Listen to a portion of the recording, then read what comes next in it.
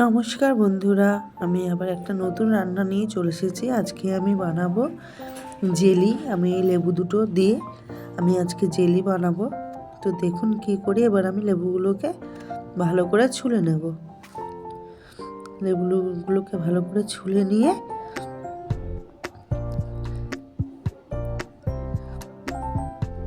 লেবুগুলো খুব টক, ওই জন্যই জেলিটা বানাচ্ছি। কেননা টক লেবু খেতেও ভালোবাসে না বাচ্চা কাচ্চা, আর জেলিটা বানালে খুব আনন্দ করেই খাবে। ওই জন্য আমি জেলিটাই বানাচ্ছি লেবু দিয়ে। আমি বানাবো 4টে লেবু। এবার ছুলে কিছুটা রাখি, আবার আরেকটা ছুলে নেব আমি।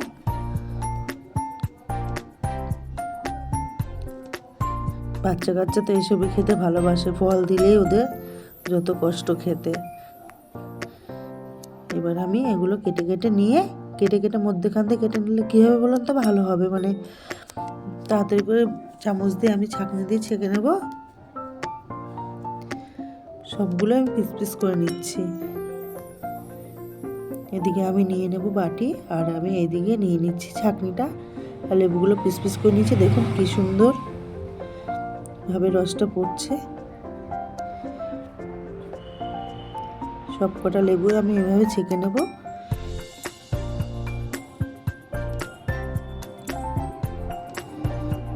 এই শীতে একটা মজা, ফল সবজি সব কিছুই অনেক পাওয়া যায়, খেয়েও শান্তি।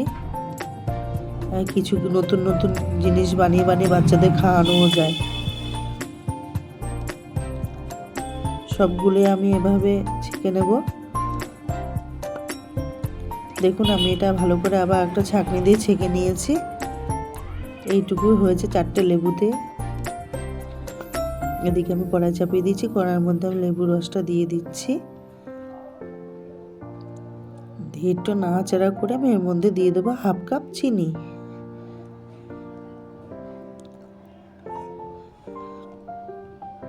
খেতে তো খুব টেস্ট হয়েছিল, আমি খেয়েছি, ছেলেও খেয়েছে। চিনিটা আমি দিয়ে দিচ্ছি।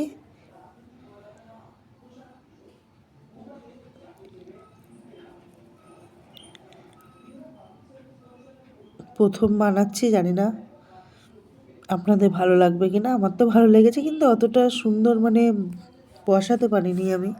ও ঠিক আছে, সামনের বার ভালো করে হবে।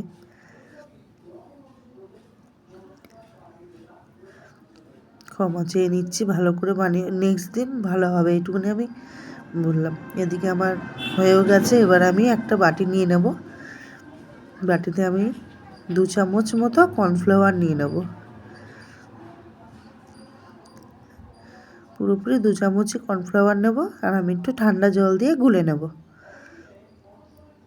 ঠান্ডা জল দিয়ে আমি একটু গুলে নেব। আর ওদিকে উনুনে আমার আস্তে করে আঁচ দিয়ে বসানোই আছে লেবুর রসটা। এভাবে গুলিয়ে নেবেন। দেখুন এটা ফুটেও গেছে, সুন্দর হয়ে গেছে, চিনিটাও গলে গেছে। এবার আমি কর্নফ্লাওয়ারের জলটা দিয়ে দেব।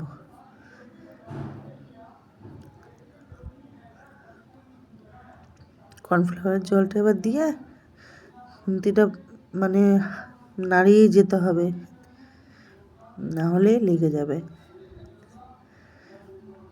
একটু নাড়িয়ে একটু দেবেন আবার, কারণ নিচে তো জমে যায়।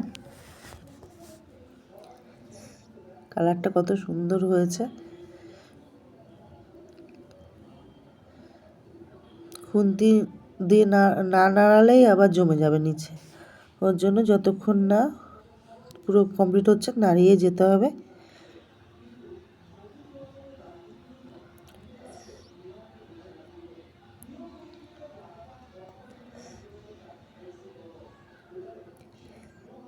এটাও জমে আসছে। দেখুন আমি এই যে এই পাত্রের মধ্যে নিয়ে নিচ্ছি। আমি আইসক্রিম বলছি, সরি, আমি হচ্ছে বরফ করে না ডিপে ওটার মধ্যে বসাচ্ছি।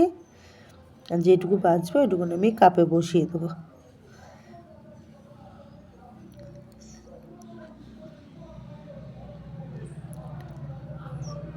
কত সুন্দর লাগছে।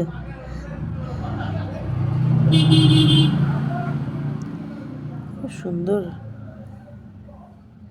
এই যে এইটুকু আমি কাপে বসিয়ে নিচ্ছি, কেননা আর হলো না ওটাই।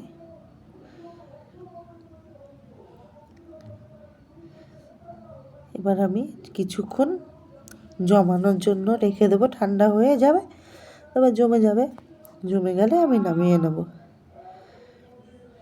দেখুন কি সুন্দর জমে গেছে। এগুলোকে আমি ভালো করে থালার মধ্যে বেড়ে নেব। খুব সুন্দরভাবে জমেছে, দেখুন এই যে কাপটাও খুব সুন্দর জমেছে। এই যে দেখুন আমি নামিয়ে নিয়েছি, কত সুন্দর লাগছে না বলুন?